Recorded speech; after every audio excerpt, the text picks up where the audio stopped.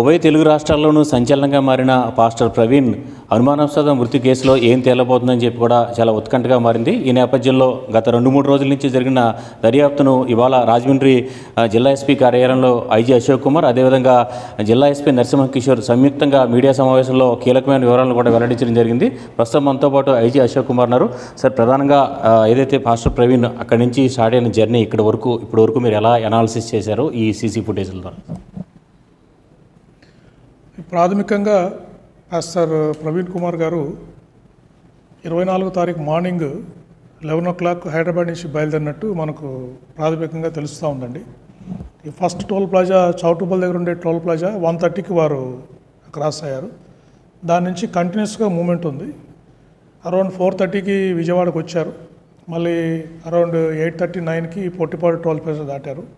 తర్వాత వారు మరణించే 11:40 వరకు కంటిన్యూస్గా మూమెంట్ ట్రాకింగ్ జరిగింది. తర్వాత అబ్జర్వ్ చేసిందంటే వారు ఒక ఎన్ఫీల్డ్ మోటార్ సైకిల్తో వాళ్ళు ట్రావెల్ చేస్తున్నారు. ఆఫ్ హెల్మెట్ పెట్టుకొని వారు ట్రావెల్ చేస్తున్నారు.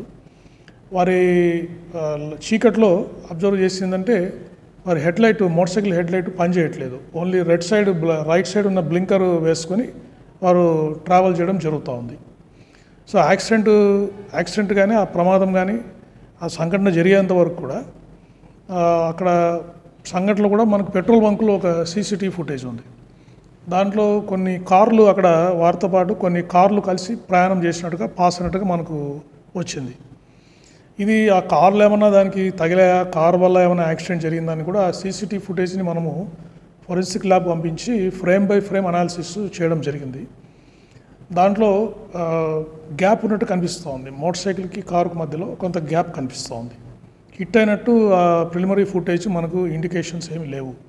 అయితే పెయింట్ కూడా ప్రిలిమరీగా ఒకవేళ అక్కడ హిట్ అవుతే, కారుకు మోటార్ సైకిల్ హిట్ అవుతే ఆ కారు యొక్క పెయింట్ మోటార్ సైకిల్ మీద ఉండడం కానీ, మోటార్ సైకిల్ యొక్క పెయింట్ కారులో ఉండడం కానీ అటువంటిది ఏమీ ఇంతవరకు కనపడలేదు.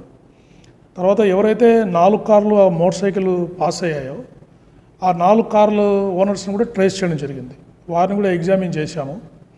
వారు కూడా ఎవరు అబ్జర్వ్ చేయలేదు, ఎక్సెప్ట్ ఒక కార్ డ్రైవర్ తప్పితే మిగతా వాళ్ళు ఎవరు కూడా ఈ పాస్టర్ గారిని అబ్జర్వ్ చేయలేదు.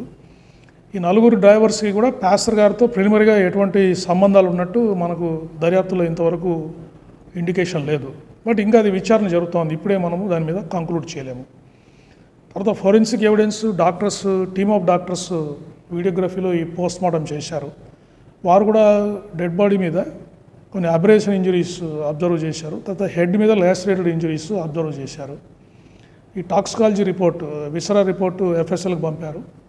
తర్వాత ప్యాథాలజీకి కూడా బాడీ మీద బర్న్ ఇంజరీస్ ఉంటే అది కూడా పంపించారు.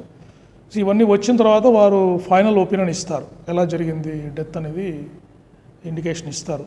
సో ఇవన్నీ వచ్చిన తర్వాత ఇవన్నీ పరిగణలోకి తీసుకొని వారి మరణం ఎలా జరిగిందని మేము చెప్పడం జరుగుతుందండి. సార్, వాళ్ళ ఫ్యామిలీ మెంబర్స్ వెర్షన్ ఎలా ఉంది సార్? వైఫ్ కానీ లేకపోతే వాళ్ళ బంధువులు కానీ హైదరాబాద్లో వాళ్ళు ఏం చెప్తున్నారు?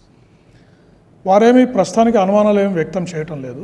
పోలీసు వారిని వారు రిక్వెస్ట్ చేస్తున్నారు, మరణం ఎలా జరిగింది తెలుసుకొని వారు రిక్వెస్ట్ చేస్తున్నారండి. సార్, కొవ్వూరు టోల్గేట్కి ముందే కొంత జరిగింది అనేది ఒక అనుమానం, కొంతమంది దాడి చేశారు అనేది ఒక వెర్షన్, ఒక అనుమానం సార్. తర్వాత ఇక్కడ స్పాట్ దగ్గరికి వచ్చిన తర్వాత కూడా అక్కడ కూడా ఆయన హిట్ చేశారనేది కూడా ఒక అనుమానం సార్. దాని మీద ఏదైనా క్లారిటీ? అంటే ఇప్పుడు ఈ ఇన్వెస్టిగేషన్ రూమర్స్ మీద ఇన్వెస్టిగేషన్ జరగదు కదండి. ఏదైనా కూడా ఒక బేసిస్ ఉండాలి, దానికి ఆధారం ఉండాలి. ఇది ఏది కూడా ఈ ఇన్వెస్టిగేషన్ మేము ఏది కూడా స్పెక్యులేషన్లో చేయట్లేదు. ప్రతి చోట సీసీటీవీ ఫుటేజ్లు మనకు కనిపిస్తున్నాయి. వారి ట్రావెల్ జర్నీ ప్రతి పాయింట్లో కూడా వారు ఎలా ప్రయాణం చేశారని మనకు కనిపిస్తూ ఉంది. అటువంటి ఎవిడెన్స్ ఏదన్నా ఉంటే వారు ప్రొడ్యూస్ చేయమనండి. ఏమైనా వీడియోస్ కానీ ఇంకేమైనా అనుమాన వ్యక్తులు కానీ, అంటే ఎవరు కొట్టారో చెప్తున్నారు కదా, అటువంటి వ్యక్తుల సమాచారం ఇవ్వనండి, మనం ఇన్వెస్టిగేట్ చేస్తాం.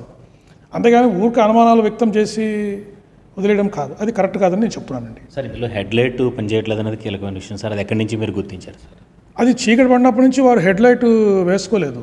వారు రైట్ సైడ్ బ్లింకర్ మీదనే వారు ట్రావెల్ చేస్తున్నారు. బహుశా హెడ్లైట్ ఏదైనా ప్రాబ్లం వచ్చి వారు వేసుకోలేదేమో.